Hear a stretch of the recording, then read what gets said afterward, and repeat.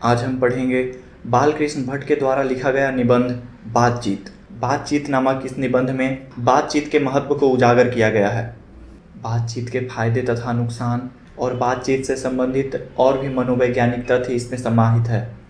बातचीत नामक निबंध के लेखक हैं बालकृष्ण भट्ट, जिनका जन्म 3 जून 1844 को इलाहाबाद उत्तर प्रदेश में हुआ। इनकी मृत्यु 20 जुलाई 1914 को हुआ।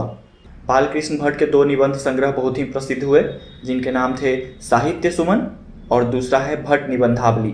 बालकृष्ण भट्ट के द्वारा उपन्यास भी लिखे गए, जिनमें से प्रसिद्ध उपन्यास हैं प्रथम नूतन ब्रह्मचारी और दूसरा 100 अजान एक सुजान। इनके द्वारा लिखे गए नाटक का नाम है दमयंती स्वयंवर, बाल विवाह, चंद्रसेन तथा रेल का विकट खेल। बालकृष्ण भट्ट ने कई सारे कृतियों का हिंदी अनुवादन भी किया, जैसे कि वेणी संहार, मृक्ष कटिका और पद्मावती। बालकृष्ण भट्ट भारतेंदु युग के दिव्यमान मौन विभूति होने के साथ ही साथ द्विवेदी युग के लेखकों के मार्गदर्शक और प्रेरणा स्रोत भी रहे। इस निबंध के शुरुआत में लेखक कहते हैं, यदि हमें वाक शक्ति नहीं मिली होती तो यह समस्त सृष्टि का ऐसा दर्शन नहीं होता। यदि प्रकृति हमें वाक शक्ति नहीं दिया होता तो यह दुनिया का रंग रूप ही अलग होता। ये ईश्वर के द्वारा दिया गया मनुष्यों को एक अनमोल कृति है। इसी वाक शक्ति के कारण हम मनुष्य हैं। यदि वास्तव में अगर हम में बातचीत करने की शक्ति नहीं होती तो हम लोग भी जानवर की तरह इधर से उधर भटकते रहते। ना हमारे पास आवास होता, ना ही वस्त्र होते, ना ही कोई संचार का साधन होता, और जो इस प्रकार की सुखद जिंदगी जी रहे हैं वो शायद ना होती। जो हम सुख दुख इंद्रियों के कारण अनुभव करते हैं वह अवाक रहने के कारण नहीं हो सकते। हमारे मन के अंदर अगर कोई मवाद जमा हुआ रहता है, कोई विषाद उत्पन्न होता है, तो हम लोग बातचीत के जरिए उस मवाद को धुएं की तरह उड़ा देते हैं। बातचीत करने से ऐसा मवाद बाहर निकल आता है। अगर वाक शक्ति नहीं होती तो हम किसी से साझा नहीं करते अपनी बातों को, और मन ही मन व्यथित होते रहते। निबंध में आगे लेखक कहते हैं, रॉबिन्सन क्रूसो नाम का एक व्यक्ति था जिसे 16 वर्ष तक मनुष्य मुख देखने को भी नहीं मिला। कुत्ता, बिल्ली आदि जानवरों के बीच रहकर 16 वर्ष के उपरांत उसने फ्राइडे के मुख से एक बात सुनी। फ्राइडे एक जंगली व्यक्ति था। जंगली भाषा होने के बावजूद भी रॉबिन्सन क्रूसो को ऐसा आनंद मिला उसकी बात को सुन करके, मानो उसने नए सिरे से फिर से आदमी का चोला पाया हो। बातचीत एक ऐसा माध्यम है दोस्तों, जिसके जरिए आप दूसरे के मनोभावों को समझ सकते हैं। लोगों को ऐसा कहते हुए आपने सुना होगा कि बातचीत करने से सब पता चलता है। इसी बात की पुष्टि बेन जॉनसन नाम के एक मनोवैज्ञानिक करते हैं, जो कहते हैं बोलने से ही मनुष्य के असली रूप का साक्षात्कार होता है। ये बिल्कुल सही बात है दोस्तों। जब आप किसी से बात कीजिएगा ना, तभी पता चलेगा कि वो कैसा व्यक्ति है। निबंध में एक और मनोवैज्ञानिक का नाम आता है, जिनका नाम है एडिसन। एडिसन का कहना है कि असली बातचीत जो है सिर्फ 2 व्यक्तियों के बीच ही हो सकती है, जिसका मतलब यह है कि जब 2 आदमी होते हैं तभी अपना दिल एक दूसरे के सामने खोल पाते हैं। जब 3 हुए तब बात कोसों दूर चली जाती है। कहा भी गया है, 6 कानों में पड़ी हुई बात खुल जाती है। 2 के अलावा किसी अन्य तीसरे के आ जाने के बाद एक और घटना घटती है। वे दोनों जो पहले से बात कर रहे होते हैं, वे अपनी बातचीत को निरस्त कर देते हैं या फिर निपट मूर्ख अज्ञानी की तरह बातचीत करना शुरू कर देंगे।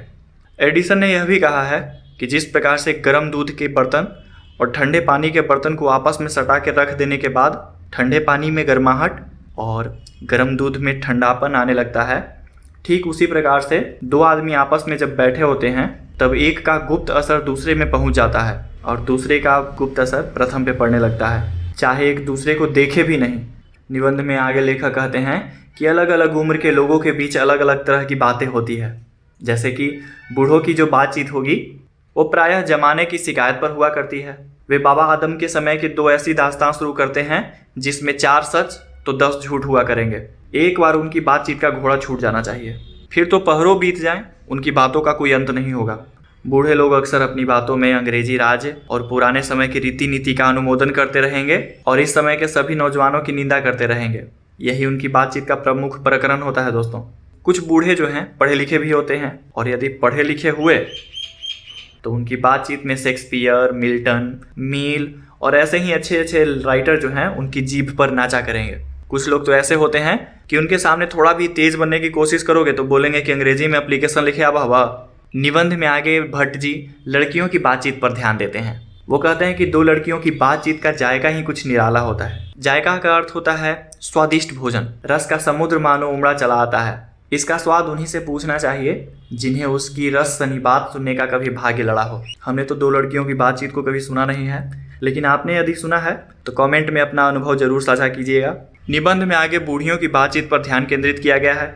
बूढ़ियों की बातचीत को लेकर के भट्ट जी कहते हैं कि दो बूढ़ियों की बातचीत का प्रमुख प्रकरण इस प्रकार होता है। बहू बेटी वाली हुई तो अपनी बहू या बेटों का गिला शिकवा होगा, या विरादराने का कोई ऐसा रसरसरा छोड़ बैठेंगी कि बात करते करते अंततः लड़ने लगेंगी। हालांकि ऐसा हमेशा नहीं होता है। दो बूढ़ियों की बातचीत गिला शिकवा के अलावा भी होती है। आगे लेखक कहते हैं लड़कों की बातचीत को लेकर। लड़कों की बातचीत में अपने अपने पसंदीदा खिलाड़ियों तथा अभिनेताओं की तारीफ करने की बात होती है। रिलेट कर पा रहे होंगे। बच्चा पढ़ने में तेज हुआ तो कभी अपने सामने किसी दूसरे को नहीं गिनेगा, और सुस्त और बोदा हुआ तो दबी बिल्ली सा स्कूल भर को अपना गुरु मानेगा। अशिक्षित लोगों के बीच भी बातचीत होती है, लेकिन अशिक्षित लोगों के बीच जो बातचीत होती है उसे बदकही कहते हैं, जिनकी बातों में ना तो कोई तर्क होता है और ना ही कोई तथ्य। ये तो हुआ इंडिया में बातचीत करने का तरीका। यूरोप में भी एक बातचीत करने का तरीका विकसित हुआ जिसे आर्ट ऑफ कन्वर्सेशन कहते हैं। इस बातचीत की प्रक्रिया की पूर्ण शोभा काव्य कला विद्वत मंडली में है। जो अच्छे खासे पढ़े लिखे लोग हैं उन्हीं लोगों के बीच ये ज़्यादा प्रचलित है। ऐसी चतुराई के साथ प्रसंग छेड़ जाते हैं जिनको सुनकर के कान को अत्यंत सुख मिलता है। इस आर्ट ऑफ कन्वर्सेशन को हिंदी में शुद्ध गोष्ठी कहते हैं।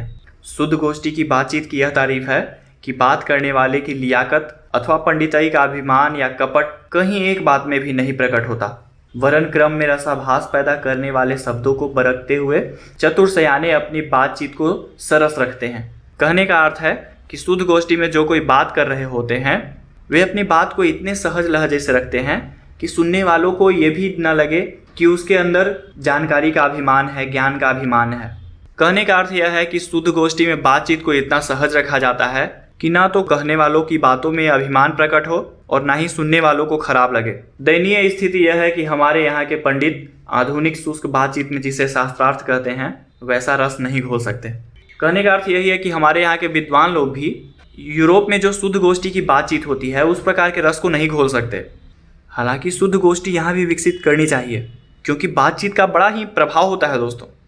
बातचीत का प्रभाव ऐसा है दोस्तों कि बड़ी बड़ी कंपनी, कारखाने, ये सब जो हैं, शुरुआत तो बातचीत से ही हुआ करती है और बाद में बढ़ते बढ़ते यहाँ तक बढ़ती है कि हजारों लोगों की उनसे जीविका चलने लगती है और साल में लाखों की आमदनी होना शुरू हो जाता है। 25 वर्ष के ऊपर वालों की बातचीत अवश्य ही कुछ न कुछ सारगर्भित होती है, अनुभव और दूरंदेशी से खाली ना होगी। देखिए दोस्तों, 25 वर्ष के ऊपर वाले जो बच्चे होते हैं उनकी बातचीत में कुछ न कुछ सार रहता है, क्योंकि उनके पास अनुभव रहता है। वो अब कुछ दूर की बातें सोचना शुरू कर देते हैं। लेकिन वही 25 वर्ष के नीचे के जो बच्चे होते हैं उनकी बातों में उतना अनुभव नहीं होता है, दूरदर्शिता नहीं होती है, लेकिन हाँ, उसमें एक प्रकार का ऐसा दिल बहाव और ताजगी रहती है जिसका मिठास बाकी अनुभवी लोगों से 10 गुना ज़्यादा बढ़िया है। अंत में लेखक बोलते हैं कि सबसे उत्तम बातचीत वह है जिसमें आदमी खुद बात कर सके, वह शक्ति अपने में पैदा कर सके कि अपने आप बात कर लिया करे। हमारी जो भीतरी मनोवृत्ति है वह प्रतिक्षण नए नए रंग दिखाया करती है। हमारा जो भीतरी मन है वह प्रपंचात्मक संसार का एक भारी आईना है। प्रपंचात्मक कहने का अर्थ यह है कि हमारे आसपास जो भी चीज़ें हैं इन सबको देखने के बाद जो भी कुछ सोचते हैं वो प्रपंच है। ऐसे ही एक प्रपंचात्मक दुनिया हमारे मन के भीतर भी है। कभी कभी आपने महसूस किया होगा कि कोई बात सोच रहे हैं, सोचते सोचते दूसरी बात पे पहुंच गए, फिर तीसरी बात पे, फिर चौथी बात पे। ऐसा होते होते अंत में ये भी नहीं याद रहता कि ये बात शुरू कहाँ से मैंने किया था। इसीलिए लेखक कहते हैं कि हमारी जो भीतरी मनोवृत्ति है वह प्रतिक्षण नए नए रूप दिखाया करती है। वह प्रपंचात्मक संसार का एक भारी आईना है, एक ऐसा चमनिस्तान जिसमें हर किस्म के बेल बूटे खिले हुए हैं। और इसी चमनिस्तान में सैर का नाम ध्यान या मनोयोग या चित्त को एकाग्र करना है। हमारे मन के अंदर एक बगीचा है जिसमें हर प्रकार के फूल खिले हुए हैं। यदि आप बैठ करके अपने मन की बगीचे में भ्रमण करते हैं, उसी को ही ध्यान योग, मनोयोग या चित्त को एकाग्र करना कहलाता है, जिसको साधना 1-2 दिन का काम नहीं है। वर्षों के अभ्यास के उपरांत यदि हम थोड़े भी अपनी मनोवृत्ति स्थिर कर अवाक हो अपने मन के साथ बातचीत कर सकें तो मानो अहो भाग्य। कहने का अर्थ यह है कि साधना के उपरांत यदि आप थोड़े से भी अपने मनोवृत्ति को शांत कर पाते हैं, अपने मन को विचारहीन कर पाते हैं, तो ये एक बड़ी उपलब्धि होगी। क्योंकि यदि हम मन को काबू में कर लेते हैं तो हम अपनी जिह्वा को भी यानी जीभ को भी काबू में कर सकते हैं। और यदि आप अपने जीभ को अपने काबू में कर लेते हैं, फिर एक महान घटना घटेगी दोस्तों। इसके बाद आप अपने बड़े बड़े अजय शत्रुओं को भी बिना प्रयास के जीत करके अपने वश में कर सकते हैं। इसीलिए कहा गया है कि बातचीत करने का यह साधन यावत साधनों का मूल है। शक्ति परम पूज्य मंदिर है, परमार्थ का एकमात्र सोपान यानी सीढ़ी है। यदि आप अपने जिह्वा को, अपने मन को काबू में कर लेते हैं तो आप बहुत ही शक्तिशाली व्यक्ति हो जाएंगे।